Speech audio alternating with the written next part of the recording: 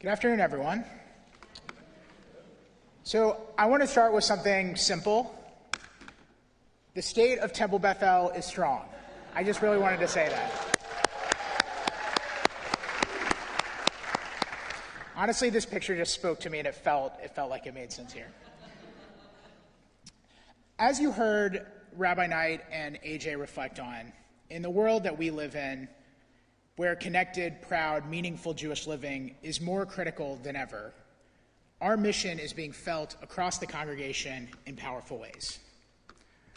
So this afternoon, I want to share three things: what we're seeing, how Temple Beth is responding, and what we are building to sustain this community for the future. So first, what are we seeing? We now exceed 1,000 households.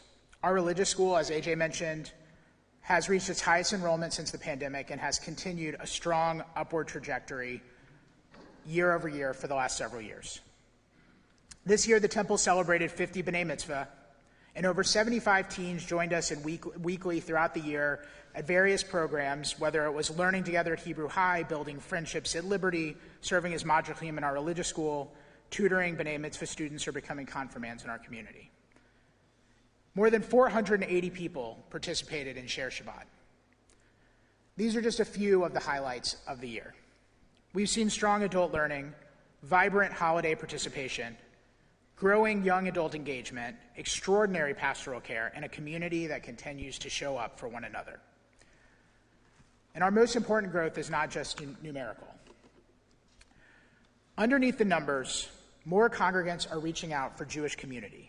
Care when life is hard, learning that gives language to their questions, worship that grounds them, connections to Israel and the Jewish people, opportunities to serve, and relationships that make them feel less alone. More families want their children to feel rooted and proud as Jews. More adults are looking for belonging and spiritual grounding. All of that is an extraordinary blessing and an extraordinary responsibility. And that brings me to my next point: how Temple Beth is responding. Together, we've stepped in. We stepped in with pastoral care.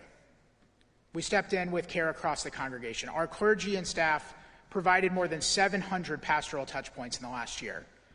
And just as an example, we supported families through 90 deaths of loved ones. Not just numbers, but these represent the hospital rooms and funerals and Shiva Minyanim, phone calls, quiet conversations, and sacred moments when people needed to know their congregation was there. We also stepped in through service in the community. We stepped in through public Jewish life. Through our partnership with Sterling Elementary, our congregation supported 50 families who were facing immediate food needs during the ICE raids and spent countless hours reading to children and supporting teachers. Because of her extraordinary work leading our efforts in Sterling, with Sterling Elementary, Ruth Portis received Meckman's Bridge Builder Award at their annual awards breakfast. You can see the picture. Yeah.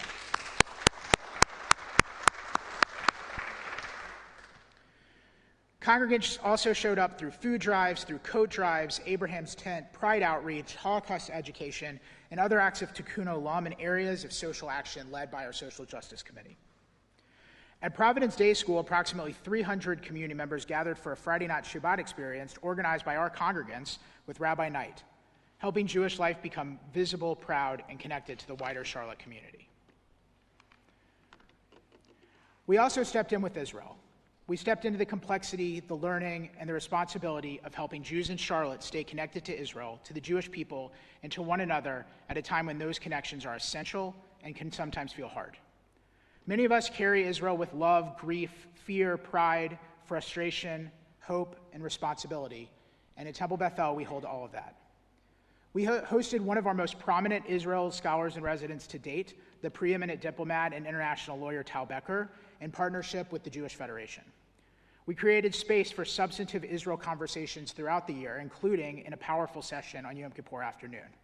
And through Yom Yisrael and our religious school, our children explored their ancestral connection to Israel with joy and curiosity. In a year when many Jews have felt isolated, exposed, or unsure how to speak, Temple Beth kept creating places where Jewish identity was strengthened. If we want our children to grow up to be proud to be Jewish, if we want our teens to carry Jewish confidence into college and beyond, if we want adults to feel less alone, then Temple Beth will continue to be a place where people are cared for, challenged, connected, and called to Jewish life with seriousness, warmth, and courage.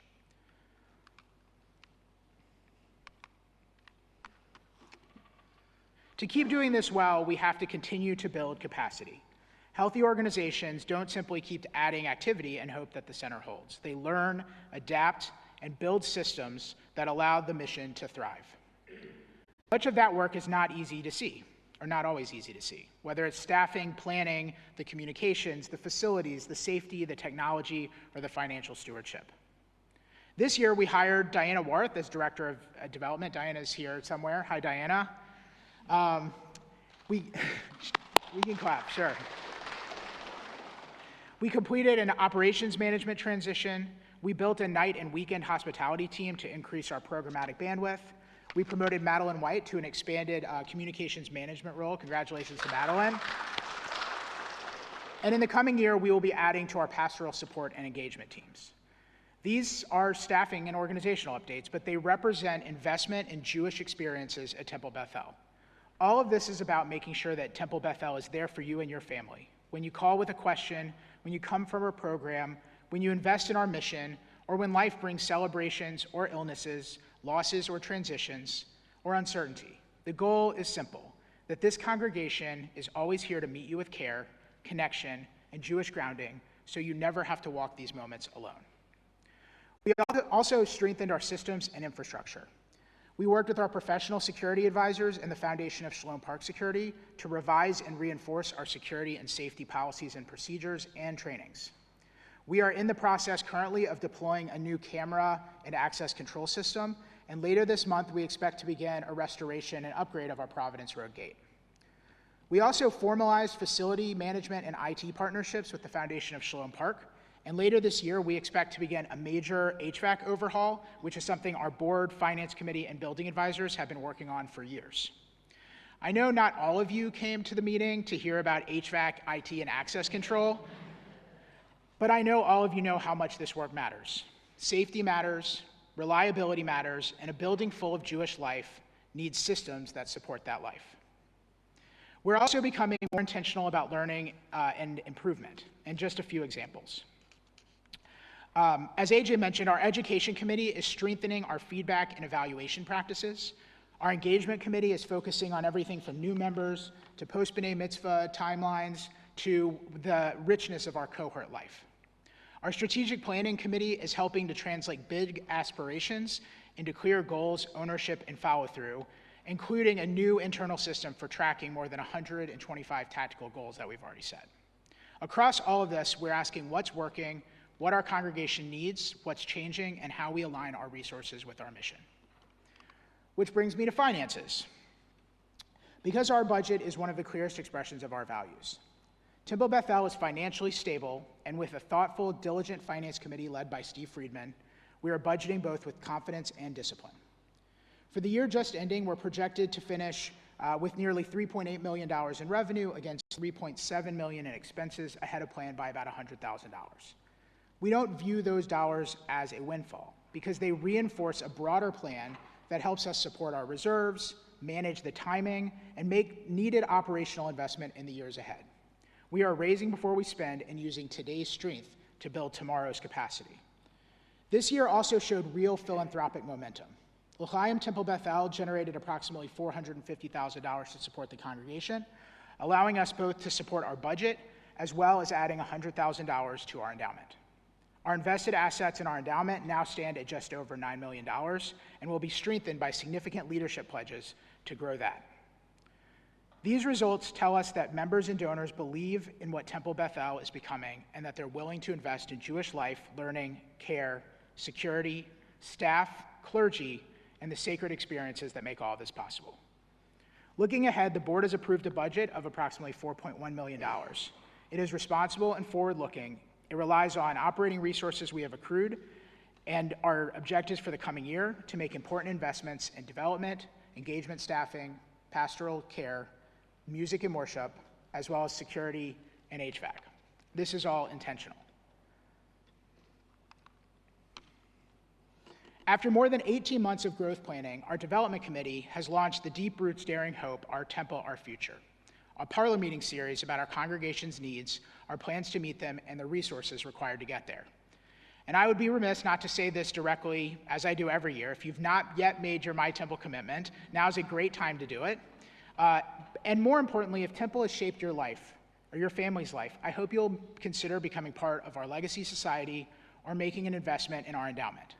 This is how we build a deeper culture of generosity, steward it well, and sustain meaningful Jewish life for generations. And if you haven't signed up for a parlor meeting yet, I really encourage you to do that. You can find information on our website, and we'd love to have you over the next couple of months.